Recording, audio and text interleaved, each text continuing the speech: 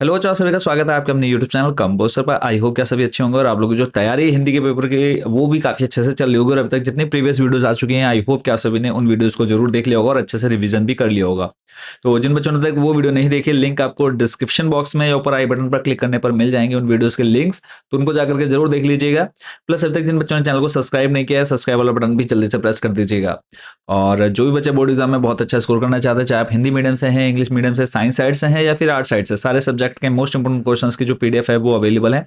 तो जो भी बच्चे जिस भी सब्जेक्ट की पीडीएफ लेना चाहते हैं, तो सिंपली आपने हमारे इस व्हाट्सएप नंबर पर कॉन्टैक्ट कर लेना है। हमारा व्हाट्सएप नंबर आपको शो हो रहा होगा।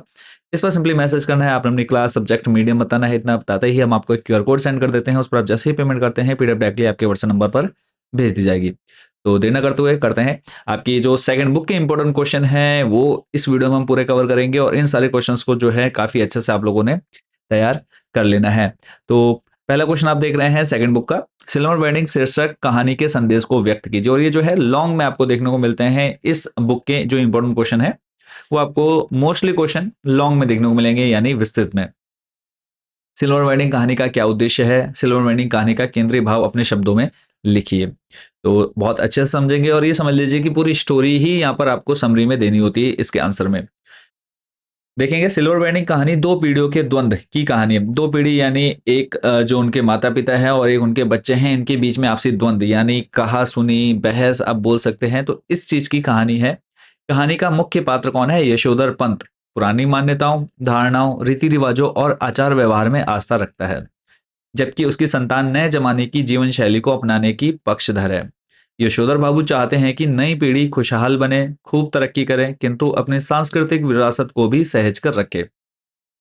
यही संदेश देना उनका प्रमुख उद्देश्य है। इस उद्देश्य को उन्होंने स्वयं यशोधर बाबू के मुख से इस प्रकार प्रकट किया है।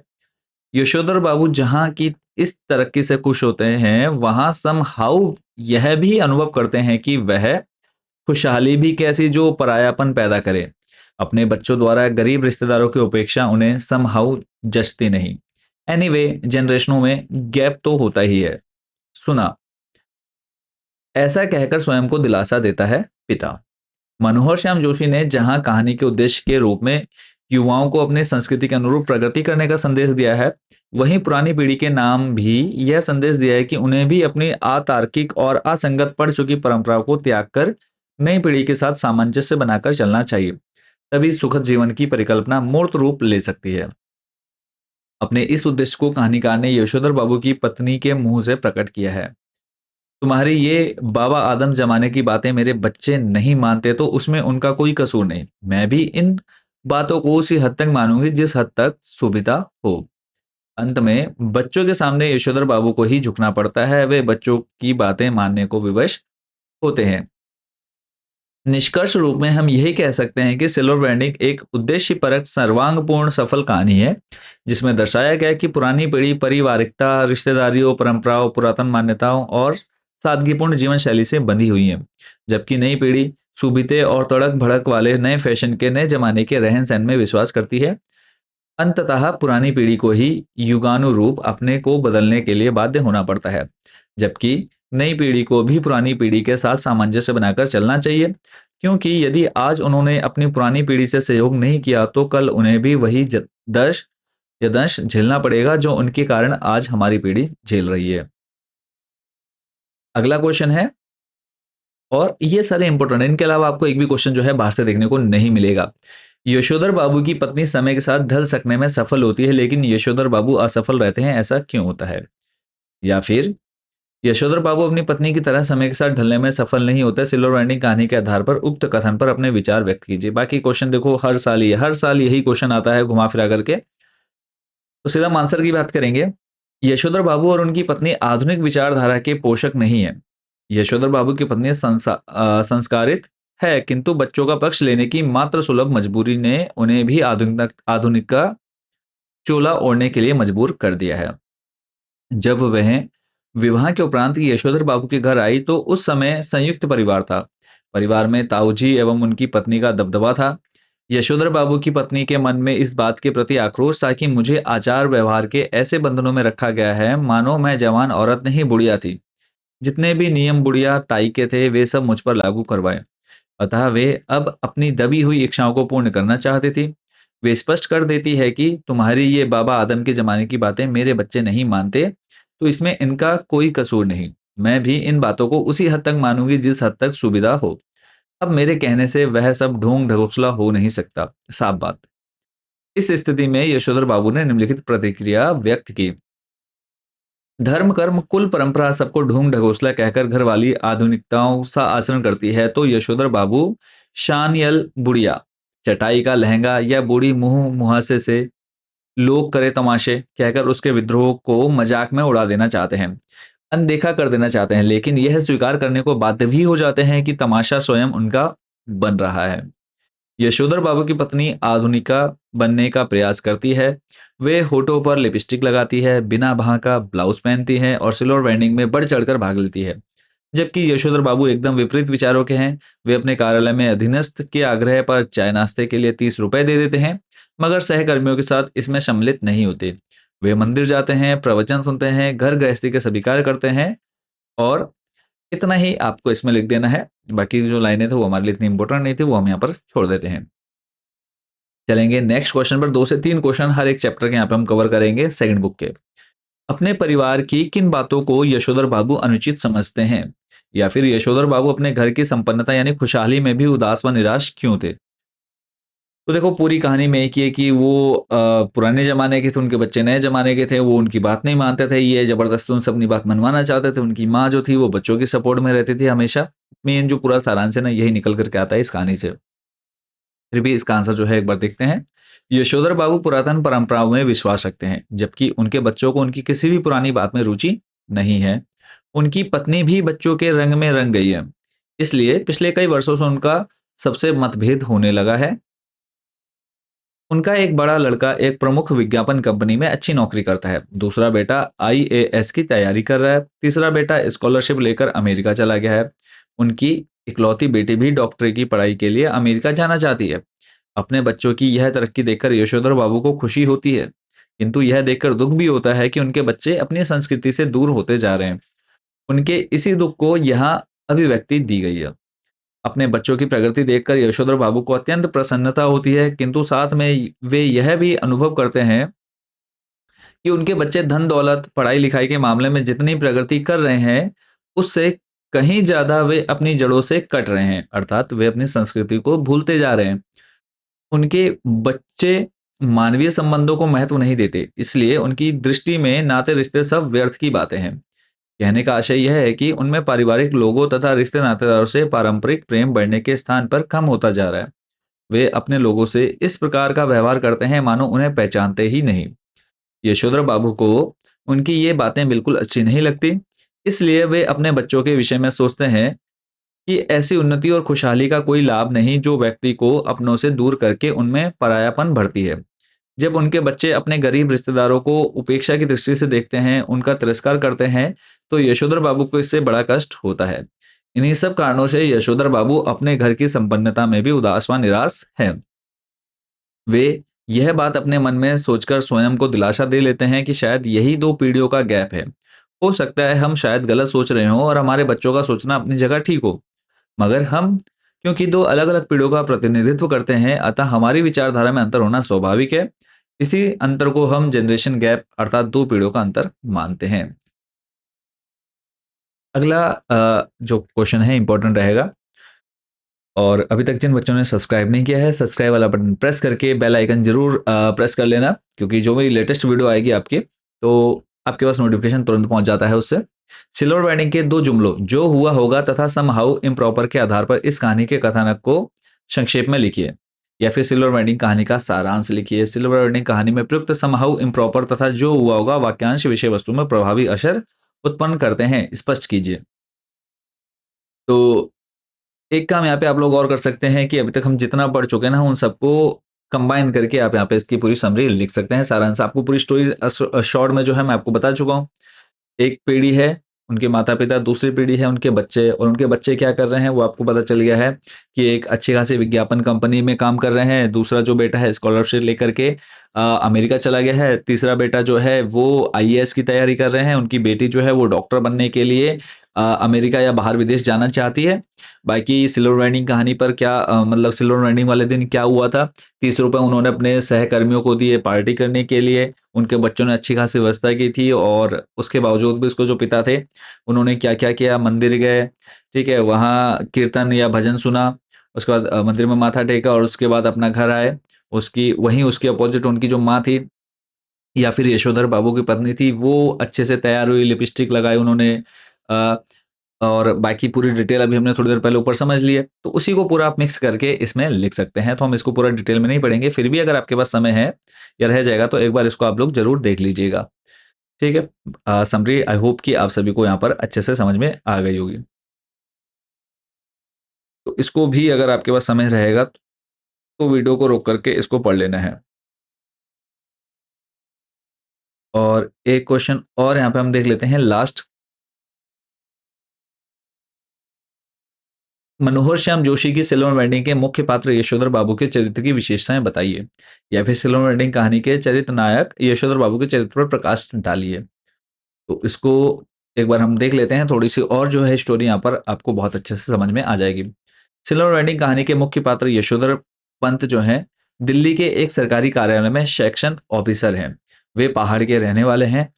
बचपन से अनाथ यशोधर ने अपनी बुआ के यहाँ रहकर हाई स्कूल पास किया और कृष्णानंद पांडे की मेहरबानी से दिल्ली में नौकरी पाई। किशन दा उनके आदर्श पुरुष हैं और वे उन्हीं की जीवन शैली का अनुसरण करते हैं। उनके चरित्र में हमें निम्नलिखित मुख्य विशेषताएं दृष्टिगत होती हैं।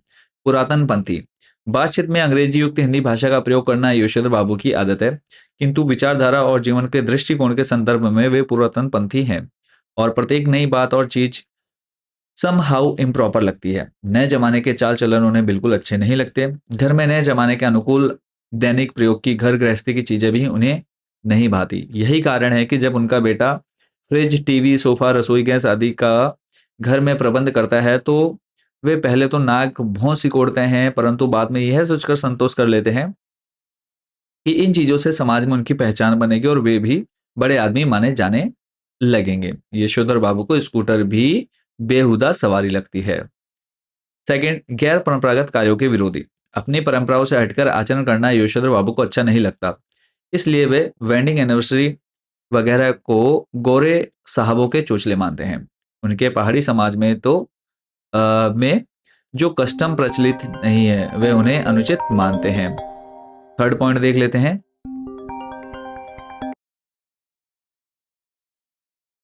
थर्ड पॉइंट है ईश्वर में आस्था। यशोधर बाबू की ईश्वर में पूरी आस्था है, इसलिए दफ्तर से लौटते समय बिरला मंदिर जाना और वहां प्रवचन सुनना उनकी दिनचर्या बन गई है। वैसे वे भीतर से बहुत धार्मिक और कर्मकांडी नहीं है, परंतु इस संबंध में अपने मर्यादा पुरुषोत्तम किशन दा द्वारा स्थापित मानक हमेशा उनके सामने रहे हैं। और रोज मंदिर जाना, संध्या पूजन करना और गीता प्रेस गोरखपुर की धार्मिक पुस्तकें पढ़ने का स्वभाव उन्होंने किशन दास से ही पाया है। इसके अलावा चौथा है अपनों से लगाव। यशोधर बाबू को अपने परिजनों तथा रिश्ते नातेदारों से अत्यधिक लगाव है, इसलिए वे चाहते हैं कि उनके बच्चे भी पारिवारिकता के प्रति लगाव रखें और अपने गरीब रिश्तेदारों की उपेक्षा ना करें। पांचवा है विदेशी सभ्यता के विरोधी। यशोधर बाबू विदेशी सभ्यता के कट्टर विरोधी हैं, अतः इन्हें अपनी पत्नी का होठों पर लाली लगाना, बिना बाह का ब्लाउज पहनना, रसोई से बाहर दाल भात खा लेना, ऊंची हील वाली सैंडल पहनना बिल्कुल अच्छा नहीं लगता। बच्चों की फैशन परस्ती भी उन्हें समहाउ इम्प्रॉपर लगती है, परंतु वे उन्हें रोक नहीं पाते। इसलिए वे कहते हैं कि जब वे मेरी इच्छा अनुसार अनुसरण नहीं करते तो बच्चों को भी उनकी जीवन शैली पर कोई ऐतराज नहीं होना चाहिए। और एक पॉइंट और यहाँ पे कि विवशता से पीड़ित। यशोधर जी चाहते हैं कि बच्चे उनका आदर करें और हर बात में उनसे सलाह लें, जैसा कि वे किशनदास से लिया करते थे। सिल्वर वेडिंग सेरेमनी, केक काटना, पार्टी का आयोजन करना, फल, मिठाई, नमकीन, कोल्ड ड्रिंक की दावत देना यशोधर बाबू को पसंद नहीं, परंतु बच्चों के आगे वे विवश हैं और उन्हें झुकना पड़ता है। घर में गमछा पहनकर रहना, पुलोवर पहनकर दूध लेने जाना उन्हें भाता है। ड्रेसिंग गाउन जो बच्चों ने उन्हें भेंट में दिया था, कुछ ना नुच करने के बाद पहन लेते हैं। कुछ ना नुच मतलब के बाद पहन लेते हैं। इस प्रकार हम देखते हैं कि सिल्वर वेडिंग कहानी के प्रमुख पात्र यशोधर पंत मन से पुरानी परंपराओं के अंधभक्त हैं, परंतु नई पीढ़ी के अपने बच्चों के सामने नई जीवन शैली को अपनाने के लिए भी विवश हैं। फर्स्ट चैप्टर के जो इंपॉर्टेंट क्वेश्चन है बच्चों यहाँ पर कंप्लीट होते हैं। चलेंगे सेकंड चैप्टर। जूझ कहानी के आधार पर कथानायक की पढ़ाई के प्रति ललक का चित्रण कीजिए। तो इसको भी समझेंगे, इंपॉर्टेंट रहेगा। जूझ कहानी के कथानायक आनंदा की पढ़ाई के प्रति अत्यधिक ललक थी, किंतु उसके पिता उसे पढ़ाना नहीं चाहते थे। अपनी पढ़ाई के सभी मार्ग बंद देखकर आनंदा अपनी माँ के साथ जमींदार दत्ताजी राव सरकार के पास जाते हैं और अपने पिता को समझाने का उनसे अनुरोध करते हैं। दत्ताजी राव उसके पिता को बुलाकर उसे फटकार लगाते हैं, जिसके परिणाम स्वरूप आनंदा के स्कूल जाने की व्यवस्था इस शर्त पर की गई कि पाठशाला के समय 11 बजे तक उसे खेतों में काम करना होगा और पाठशाला के तुरंत बाद घर पर बस्ता रखकर सीधे खेत पर पहुंचना होगा। खेतों में अधिक काम होने पर स्कूल से गैर हाजिर भी होना पड़ेगा। इतना सब करने के बाद भी आनंदा अपने लगन और परिश्रम के कारण अपनी कक्षा का सबसे होनहार छात्र बनकर भाषा अध्यापक का प्रिय शिष्य बन जाता है और उनके आशीर्वाद से एक अच्छा कवि और लेखक बनने में सफल होता है। ये सभी बातें उसकी पढ़ाई के प्रति अत्यधिक ललक को दर्शाती हैं। अगला प्रश्न है इसी चैप्टर से इंपॉर्टेंट। जूझ पाठ के आधार पर श्री सौंदलगर के अध्ययन की उन विशेषताओं का वर्णन कीजिए जिन्होंने कविताओं के प्रति लेखक के मन में रुचि जगाई। तो ये भी जो है बच्चों आप लोग के मोस्ट इंपॉर्टेंट या मोस्ट एक्सपेक्टेड क्वेश्चन में आपका रहेगा, और हर साल जो है इस टाइप का क्वेश्चन आपके एग्जाम में बच्चों बनता है। तो देख लेते हैं इसके आंसर को भी। श्री सौंदलकर लेखक की पाठशाला में मराठी के अध्यापक थे। उनके विषय में लेखक लिखता है न वा सौंदलगर, यानी उनका पूरा नाम है जो उनके अध्यापक हैं। सौंदलगर मास्टर मराठी पढ़ाने आते थे। पढ़ाते समय वे स्वयं रम जाते थे। विशेषता, वे कविता बहुत ही अच्छे ढंग से पढ़ाते थे। सुरीला गला, छंद की बढ़िया चाल और उसके साथ ही रसिकता थी उनके पास।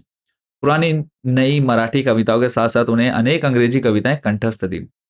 अनेक छंदों की लय, गति, ताल उन्हें अच्छी तरह आते थे। पहले वे एकाध कविता गाकर सुनाते थे, फिर बैठे बैठे अभिनय के साथ कविता का भाव ग्रहण कराते। उसी भाव की किसी अन्य कवि की कविता भी सुनाकर दिखाते। बीच में कवि यशवंत, बोरकर, तांबे, गिरीश, केशव कुमार आदि के साथ अपनी मुलाकात के संस्मरण सुनाते। वे स्वयं भी कविता करते थे। याद आ गई तो वे अपनी भी एकाध सुना देते। यह सब सुनते हुए, अनुभव करते हुए मुझे अपना ध्यान ही नहीं रहता था। मैं अपनी आंखों और कानों में प्राणों की सारी शक्ति लगाकर दम रोककर मास्टर के हाव भाव, ध्वनि, गति, चाल और रस पीता रहता। अध्यापक की उपयुक्त विशेषताओं से लेखक प्रभावित हुआ। इस प्रभाव को लेखक ने इस प्रकार व्यक्त किया है। मास्टर स्वयं कविता करते थे। अनेक मराठी कवियों के काव्य संग्रह उनके घर में थे। वे उन कवियों के चरित्र और उनके संस्मरण बताया करते थे। इसके कारण ये कवि लोग मुझे आदमी ही लगने लगे थे। खुद सौंदलकर मास्टर कवि थे, इसलिए यह विश्वास हुआ कि कवि भी अपने जैसा ही एक हाड़ मांस का, क्रोध लोभ का मनुष्य ही होता है। मुझे भी लगा कि मैं भी कविता कर सकता हूँ। मास्टर के दरवाजे पर छाई हुई मालती की बेल पर मास्टर ने एक कविता लिखी थी। वह कविता और वह लता मैंने दोनों ही देखी थी। इसके कारण मुझे लगता था कि अपने आसपास, अपने गांव में, अपने खेतों में कितने ही ऐसे दृश्य हैं जिन पर मैं कविता बना सकता हूँ। यह सब कुछ अनजाने में ही होता रहता था। भैंस चराते चराते मैं फसलों पर, जंगली फूलों पर तुकबंदी करने लगा। उन्हें जोर से गुनगुनाता भी था और मास्टर को दिखाने भी लगा।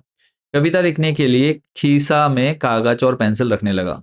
कभी वह ना होते तो लकड़ी के छोटे टुकड़े से भैंस की पीठ पर रेखा खींचकर लिखता था या पत्थर की शिला पर कंकड़ से लिख लेता। जब कंठस्थ हो जाती तो पूछ देता। किसी रविवार के दिन एकाध कविता बन जाती तो सोमवार के दिन मास्टर को दिखाता। इसके अतिरिक्त वे लेखक की तुकबंदी का संशोधन भी करते थे। लेखक अपनी रुचि का वर्णन निम्नलिखित शब्दों में करता है। बहुत बार तो सवेरा होने तक का धीरज छूट जाता और मैं रात को ही मास्टर के घर जाकर कविता दिखाता।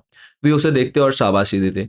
और फिर कभी कभी तो कविता के शास्त्र पर एक पूरी महफिल हो जाती। बोलते बोलते मास्टर बताते, कवि की भाषा कैसी होनी चाहिए, संस्कृत भाषा का उपयोग कविता के लिए किस तरह होता है, छंद की जाति कैसे पहचाने। तो इतना ही आपको इसमें लिखना है। चलेंगे अगले प्रश्न पर। नेक्स्ट क्वेश्चन है, जूझ शीर्षक के औचित्य पर प्रकाश डालिए। जूझ के कथानक के आधार पर उक्त शीर्षक की उपयुक्तता सिद्ध कीजिए, या फिर जूझ कहानी के कथानक के आधार पर उसके शीर्षक की उपयुक्तता पर प्रकाश डालिए। तो इसको भी देख लेते हैं। अब ये क्वेश्चन भी देखो, आपका प्रीवियस 8 से 10 सालों में पूछा गया है। हर चैप्टर के, जैसे मैंने आपको बताया, 3 से 4 क्वेश्चन देखेंगे। तो ये आपका थर्ड क्वेश्चन है इस चैप्टर का, जूझ कहानी का। पाठ का शीर्षक संपूर्ण कथा के केंद्र में छिपा रहता है। प्रस्तुत कथा का शीर्षक जूझ। जूझ मतलब क्या होगा? जूझना किसी चीज के लिए, तो जैसे पढ़ाई के लिए बहुत मेहनत करनी पड़ी आनंदा को, तो उसी पर पूरा जो है ये जो स्टोरी है, पूरी कहानी है, टिकी हुई है। जूझ का अर्थ है संघर्ष। कथा का नायक पाठशाला जाने के लिए संघर्ष प्रारंभ करता है। उसे अपने संघर्ष को आगे बढ़ाने के लिए माँ व दत्ताजी राव सरकार का सहयोग प्राप्त होता है। पाठशाला में भी उसे अपने अस्तित्व के लिए अपने सहपाठियों से संघर्ष करना पड़ता है। इस संघर्ष में उसे गणित के अध्यापक मंत्री का सहयोग प्राप्त होता है। वह कवि बनने के लिए भी संघर्ष करता है। वह कविताओं की रचना कर उन्हें कंकड़ से पत्थर की शिला पर अथवा लकड़ी से भैंस की पीठ पर लिखता है। इस संघर्ष में उसे मराठी के अध्यापक सौंदिलकर सहयोग करते हैं। स्पष्ट है कि संपूर्ण उपन्यास अंश में नायक आनंदा संघर्ष करता दिखाई देता है। नायक के दादा को छोड़कर अन्य सभी लोग उसे संघर्ष में सहायता प्रदान करते प्रतीत होते हैं। जूझ कथा नायक के चरित्र की एक विशेषता जुझारू प्रवृत्ति को प्रकट करती है। एक और ये जो क्वेश्चन है कि आनंदा के चरित्र की प्रमुख विशेषताओं का वर्णन कीजिए, या फिर जूझ के कथानक के आधार पर कथा नायक की चारित्रिक विशेषताओं का उल्लेख कीजिए। तो प्रस्तुत उपन्यास अंश का नायक स्वयं लेखक है, जिसे उसके मास्टर प्यार से आनंदा कहकर पुकारते थे। आनंदा की चरित्र की प्रमुख विशेषताएं निम्नलिखित है। नंबर 1 है शिक्षा के प्रति रुचि। आनंदा अपने पिता के खेतों पर कार्य करता था, घर के पालतू पशु चराने जाता था। वह विगत 1.5 वर्षों से पाठशाला नहीं जा रहा था, फिर भी उसके हृदय में शिक्षा प्राप्त करने के प्रति अत्यधिक रुचि थी। इसलिए वह अपनी माँ को लेकर दत्ताजी राव सरकार के पास जाता है।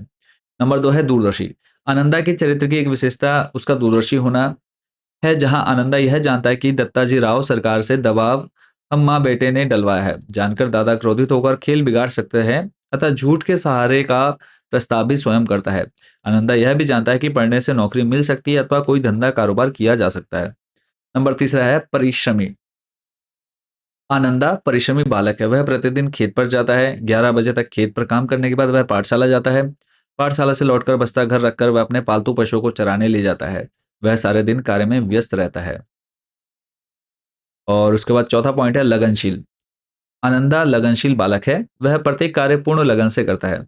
6 माह निकल जाने के बाद वह पाठशाला जाता है और शीघ्र ही अपनी लगन व परिश्रम के बल पर वह कक्षा के प्रतिभाशाली बच्चों में गिना जाने लगता है। वह गणित में इतनी योग्यता प्राप्त कर लेता है कि मॉनिटर के साथ साथ अन्य सहपाठियों की कॉपी जांचने लगता है। वह मराठी भाषा सीख लेता है और कविता भी लिखने लगता है। और लास्ट चैप्टर जो कि आपकी सेकंड बुक का है, सिंधु घाटी सभ्यता के इंपॉर्टेंट क्वेश्चन। मोहनजोदाड़ो और सिंधु घाटी सभ्यता के बारे में हम इसमें जानेंगे। तो पहला क्वेश्चन आप देख रहे हैं, सिंधु घाटी की सभ्यता को जल संस्कृति क्यों कहा जाता है? तो 2 से 3 क्वेश्चन और बचे हुए हैं, तो देख लेते हैं इनको भी। इसी क्वेश्चन को अगर घुमा करके पूछेंगे कि नदी, कुएं, स्नानागार और बेजोड़ निकासी व्यवस्था को देखते हुए लेखक पाठकों से प्रश्न पूछता है कि क्या हम सिंधु घाटी सभ्यता को जल संस्कृति कह सकते हैं? आपका जवाब लेखक के पक्ष में है या विपक्ष में, तर्क दीजिए। या फिर क्या हम सिंधु घाटी सभ्यता को जल संस्कृति कह सकते हैं? अपने विचार व्यक्त कीजिए। तो इसका आंसर जो है यहाँ पे शॉर्ट में हम देखेंगे, बाकी लॉन्ग में ये पूछ सकता है कि मोहनजोदड़ो में लगभग 700 कुएं हैं। ये सामूहिक प्रयोग के लिए है। यहाँ की सड़कों के समानांतर दोनों और मुख्य नालियां बनी हुई हैं, जो एक हौदी में जाकर गिरती हैं। ये एक जाल की तरह जुड़कर बाहर की ओर चली जाती हैं। अनुष्ठान के महाकुंड में भी जलापूर्ति के लिए कुएं तथा जल की निकासी के लिए नालियां बनी हुई हैं। सभी नालियां अनगढ़ पत्थर से ढकी हुई हैं। तो इसको आप क्या बता सकते हैं कि यहाँ पर जैसे कि कुंड के निकट 2 पात में 8 स्नानागार बने हुए हैं। तो एक उस क्वेश्चन को, इस वाले को आपने जरूर पढ़ लेना है। नेक्स्ट लेंगे अगला जो इंपॉर्टेंट क्वेश्चन रहेगा, मोहनजोदड़ो की नगर रचना का वर्णन कीजिए। अब ये क्वेश्चन देखो आपका लगातार हर साल कोई भी ऐसा ईयर नहीं छूटा होगा जिसमें ये क्वेश्चन नहीं पूछा गया होगा। एक्सपेक्टेड, मोस्ट इंपॉर्टेंट, और ये क्वेश्चन बच्चों आएगा ही आएगा। क्वेश्चन किस तरह से पूछेगा वो देख लेते हैं। मोहनजोदड़ो की नगर रचना का वर्णन कीजिए, या फिर मोहनजोदड़ो नगर नियोजन की अनूठी मिसाल है। पठित पाठ के आधार पर मोहनजोदड़ो के नगर नियोजन की विशेषताओं, यानी नगर नियोजन आ गया तो ये आंसर आपने लिख देना है। तो मोहनजोदड़ो के नगर निर्माण के विषय में लेखक बताता है कि मोहनजोदड़ो के विषय में धारणा है कि अपने दौर में वह घाटी की सभ्यता का केंद्र रहा होगा, यानी एक तरह की राजधानी। माना जाता है कि यह शहर 200 हेक्टेयर क्षेत्र में फैला था। इसकी जनसंख्या लगभग 85,000 थी। स्पष्ट है कि 5,000 वर्ष पूर्व यह आज के महानगर की परिभाषा को भी लांघता होगा। महत्वपूर्ण तथ्य यह है कि सिंधु घाटी मैदान की संस्कृति थी, पर पूरा मोहनजोदड़ो छोटे छोटे टीलों पर बसा हुआ था।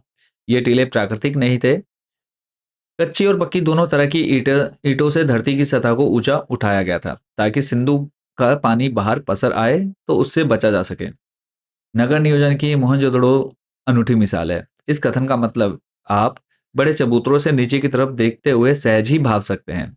इमारतें भले ही खंडरों में बदल चुकी हैं, मगर शहर की सड़कों और गलियों के विस्तार को स्पष्ट करने के लिए ये खंडर काफी हैं।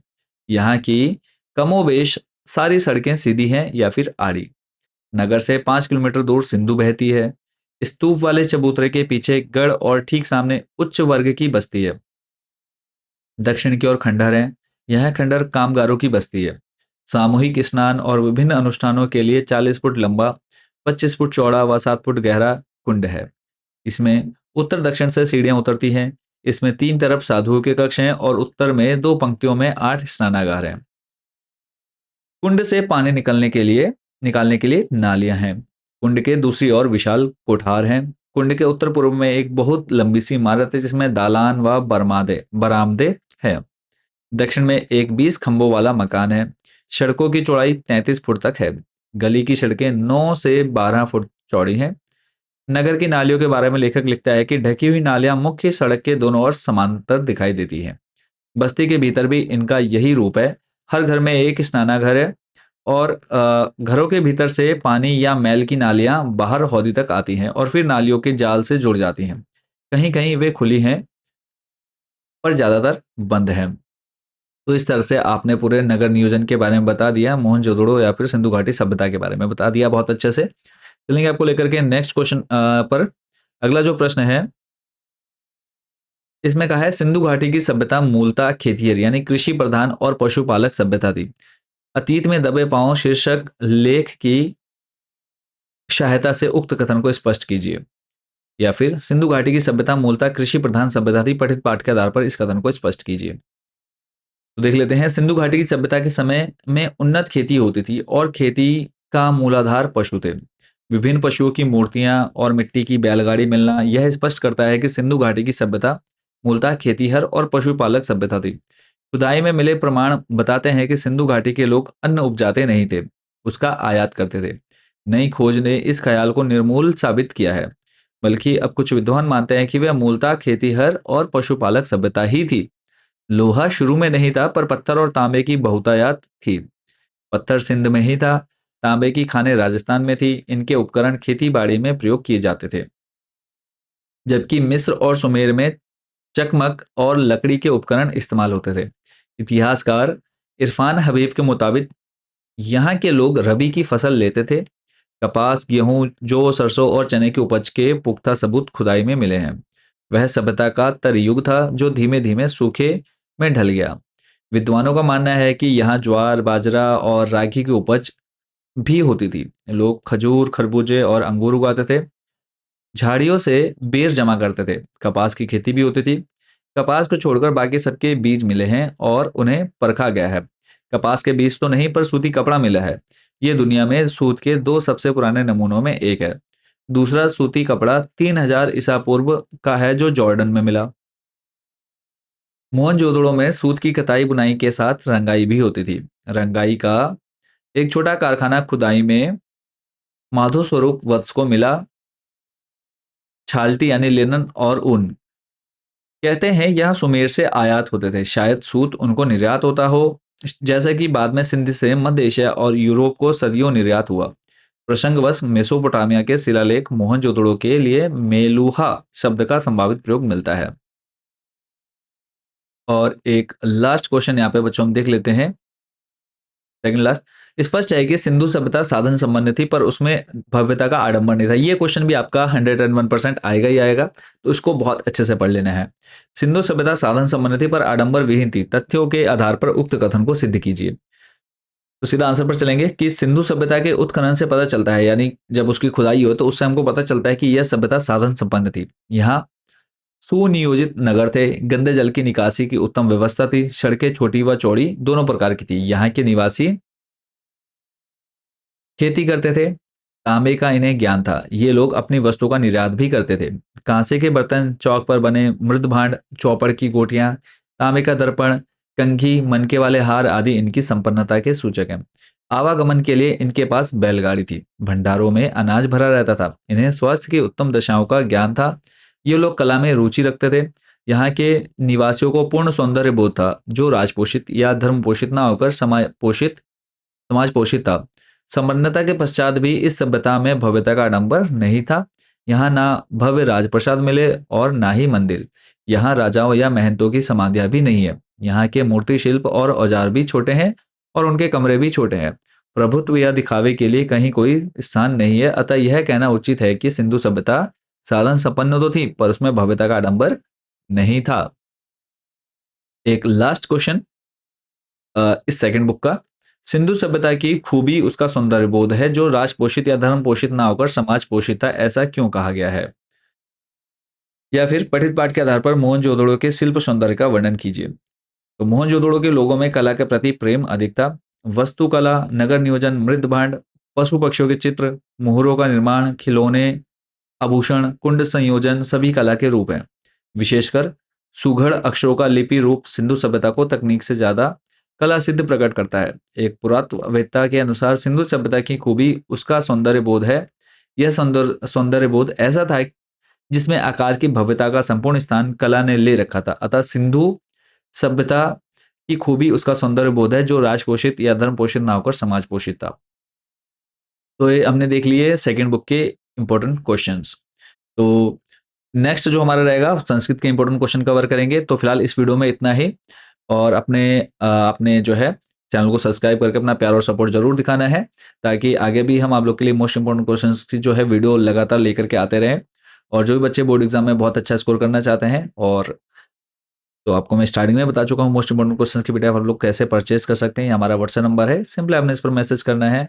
और आप Hindi medium, English medium, science side, art side से हैं, तो आप जिस भी सब्जेक्ट की इंपॉर्टेंट क्वेश्चंस की पीडीएफ लेना चाहते हैं, तो आप मैसेज करके बहुत ही कम कॉस्ट में इन पीडीएफ्स को परचेज कर सकते हैं। तो मिलेंगे बहुत जल्द नेक्स्ट वीडियो में संस्कृत के इंपॉर्टेंट क्वेश्चन के साथ। अच्छे से तैयारी करते रहिए।